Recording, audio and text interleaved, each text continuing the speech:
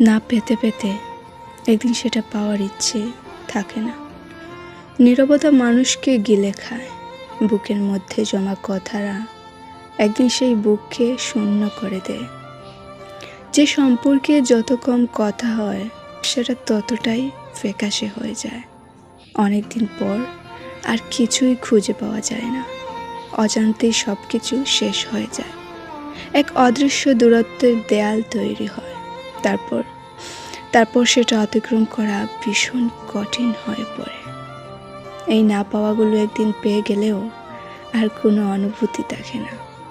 সময় মানুষকে কঠিন করে তোলে, অনুভূতি শূন্য করে দেয়। তারপর যা বাকি থাকে তা হলো পুরোপুরি সমাপ্তি।